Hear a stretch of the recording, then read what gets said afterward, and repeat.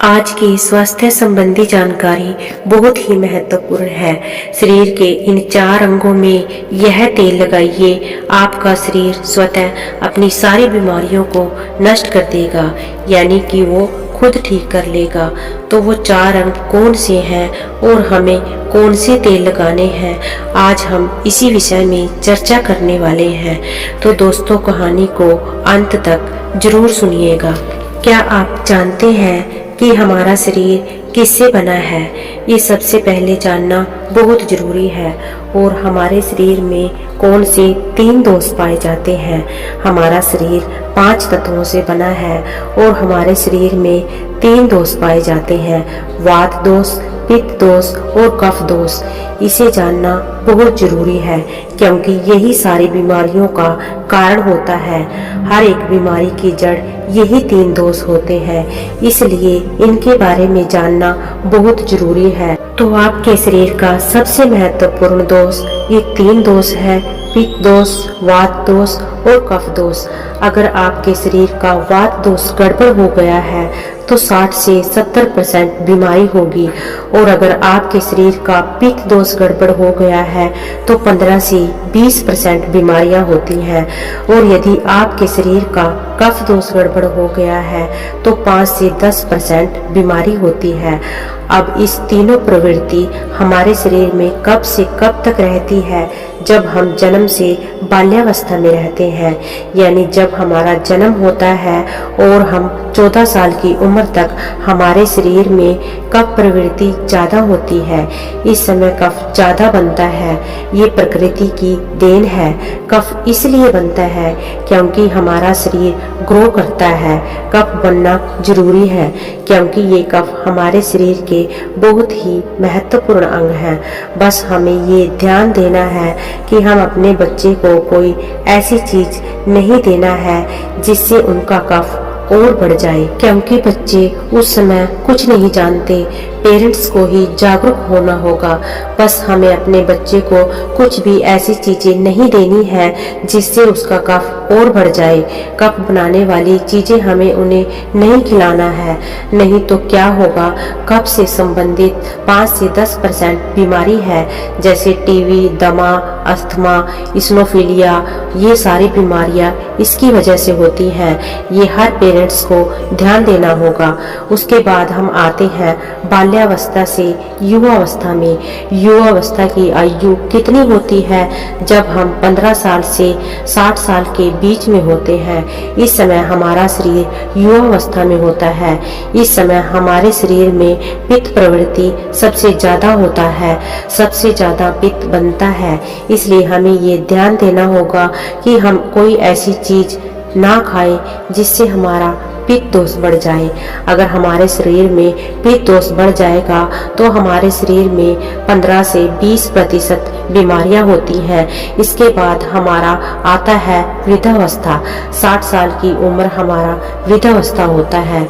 इस समय हमारे शरीर में वात दोष बढ़ता है और वात दोष से संबंधित 60 से 70% बीमारियां हमारे शरीर में होती हैं। तो आपको कोई ऐसी चीज नहीं खानी है जिससे वात दोष बढ़े।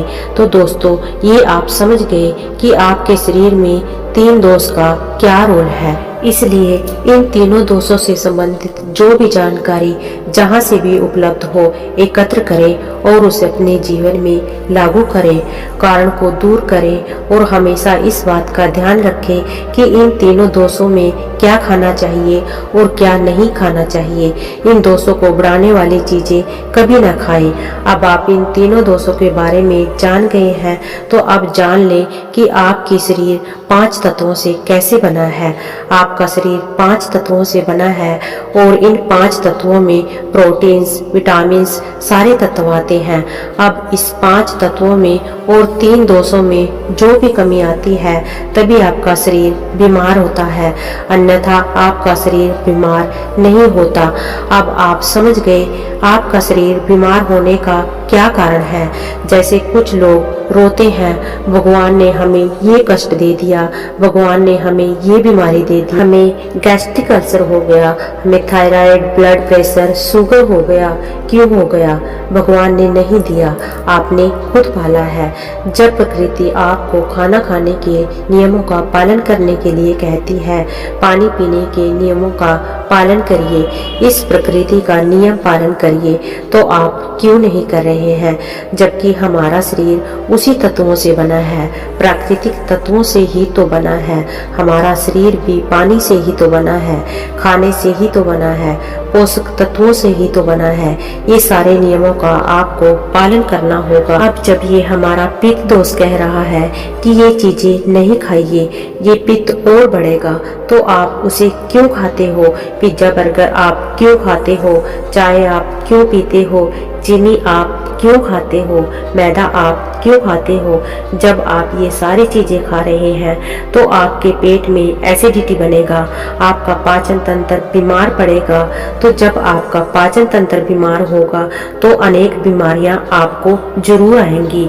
ये तो आप खुद कर रहे हो ना, ब्रह्मांड ये सब नहीं दे रहा है, भगवान नहीं कह रहा है।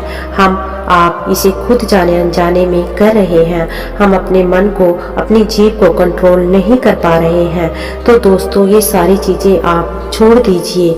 आप बात करते हैं कि हमें अपने शरीर पर कौन सा तेल लगाना चाहिए, कहाँ पे लगाना चाहिए, इस बारे में जानते हैं।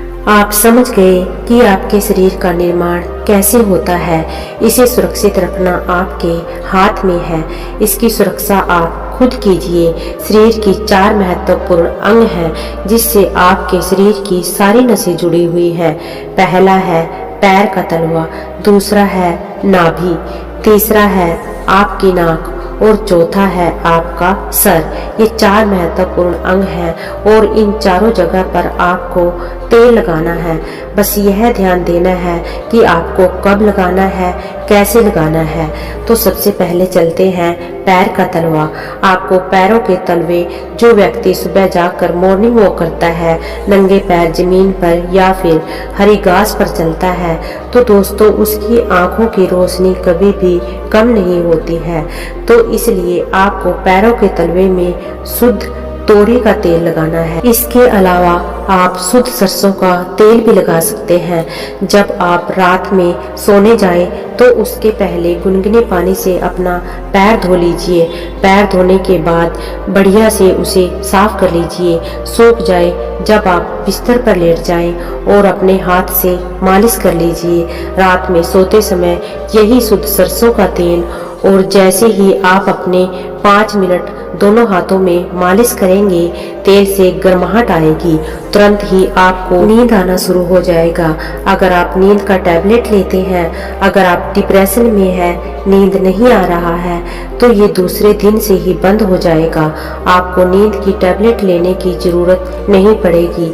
आपका पागलपन दूर हो जाएगा। याददाश्त बहुत तेज होती है, दिमाग से संबंधित सारी समस्याएं खत्म, और एक ही बार में आप 10 बजे तक सो रहे हैं। 4 बजे से पहले आपकी नींद ही नहीं खुलेगी। इतनी बढ़िया नींद आती है। तो पैर के तलवे में तेल लगाने से आपका पाचन तंत्र मजबूत होता है, याददाश्त तेज होती है, भूख लगती है, शरीर को शक्ति मिलती है, ऊर्जा मिलती है, यानी कि शरीर में सारे पोषक तत्वों की आपूर्ति कर देता है। और दूसरा स्थान है नाभि, जो कि आपके शरीर का सबसे महत्वपूर्ण अंग है। नाभि के पीछे एक पेकोटी ग्रंथि पाई जाती है, और इसी पेकोटी ग्रंथि में शरीर की सारी नसें जुड़ी होती हैं, और ये शरीर की सबसे शक्तिशाली ग्रंथि होती है। इसलिए नाभि में तेल लगाना चाहिए। आप देखते होंगे कि जब आपके घर में छोटा बच्चा होता है तो माताएं उस बच्चे के तेल से मालिश करती थी, लेकिन अब तो बच्चों को तेल लगाना ही बंद कर दिया है। पहले माताएं 1 से 10 बार दिन में बच्चे की तेल से मालिश करती थी। वे कहती थी कि हम जितनी बार तेल की मालिश करेंगे उनकी हड्डियां उतनी ही मजबूत होगी। और वो घर पर बना हुआ शुद्ध सरसों का तेल होता था। वो शुद्ध सरसों का घर का तेल किसका बनाती थी?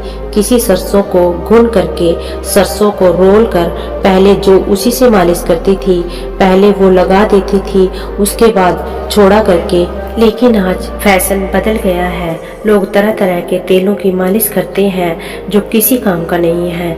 कंपनियां हमें सिर्फ बेवकूफ़ बनाती हैं, इससे सिर्फ बीमारियां होती हैं, क्योंकि बच्चों की मालिश के लिए सबसे अच्छा तेल सरसों का है। गांव की माताएं आज भी सरसों के तेल की मालिश करती हैं। शहर के बच्चे गांव के बच्चों की तुलना में कितने कमज़ोर हैं, इससे आप खुद अनुमान लगा सकते हैं। दोस्तों, यह नाभि आपके शरीर का सबसे शक्तिशाली हिस्सा है। तो जब माताएं नाभि में तेल की मालिश करती थी तो पहले फूंक मारती थी।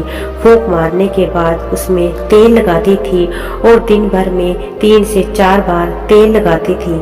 तो दोस्तों, आपको भी आज से शुद्ध सरसों का तेल रात में सोते समय नाभि में लगाना है।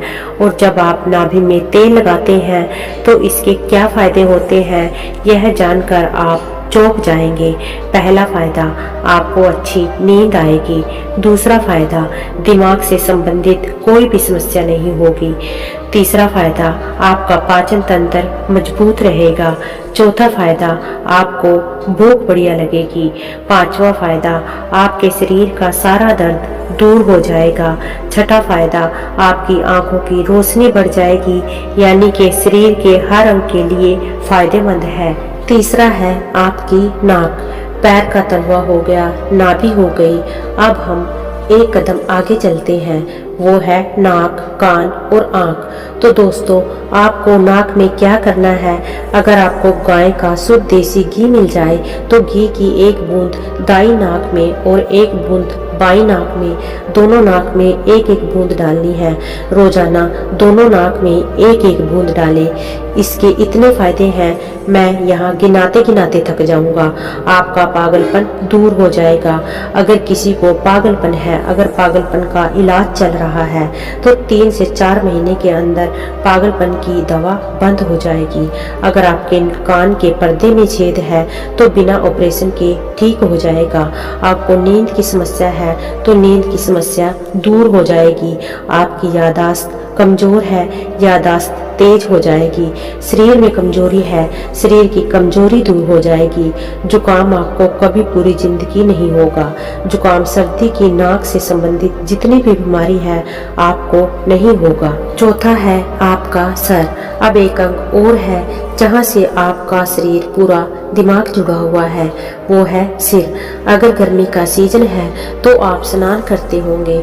जब स्नान करके निकले, स्नान करने के बाद जब आपके बालों का पानी सूख जाए तो आपको अपने सिर में शुद्ध सरसों का तेल लगाना है।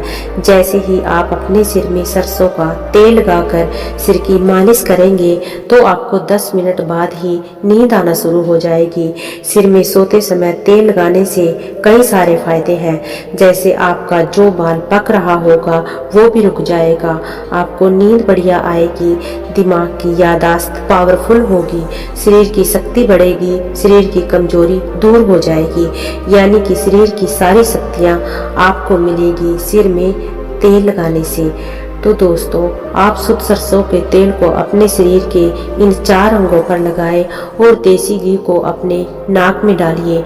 ये प्रक्रिया आप अपना लीजिए, आपका शरीर स्वस्थ और तंदुरुस्त हो जाएगा।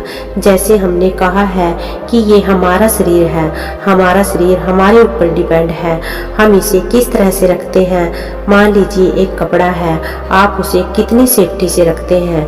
खास तौर पर सफ़ेद कपड़ा हो गया, आप उसे पहनते हैं, पहन के बाहर जाते हैं तो आप उसे बहुत बचा बचा कर रखते हैं कि कहीं गंदे स्थान पर टच ना हो जाए। सफ़ेद कपड़ा है, इसमें दाग लग जाएगा। कितना बचा बचा के चलते हैं और फिर आते ही खूंटी में निकालकर आराम से टांग देते हैं, जिससे उसमें दाग नहीं लगता और फिर अगले दिन पहनते और उसको ध्यान से प्रेस आयरन वगैरह करते हैं। तो दोस्तों, ठीक उसी प्रकार इस शरीर की देखभाल आप खुद कीजिए। जितनी आप इस शरीर की देखभाल करेंगे उतना ही आपका शरीर स्वस्थ व निरोगी बना रहेगा। तो जैसे हमने कहा, उन नियमों का पालन करिए, इससे आपका शरीर हमेशा स्वस्थ और तंदुरुस्त बना रहेगा। तो दोस्तों, उम्मीद करती हूँ आपको इस कहानी से कुछ न कुछ सीखने को अवश्य मिला होगा। अगर आपको हमारी कहानियाँ अच्छी लगती है तो प्लीज हमारे चैनल को सब्सक्राइब करके जाइएगा ताकि हम आपके लिए ऐसी ही वीडियो लाते रहें। धन्यवाद।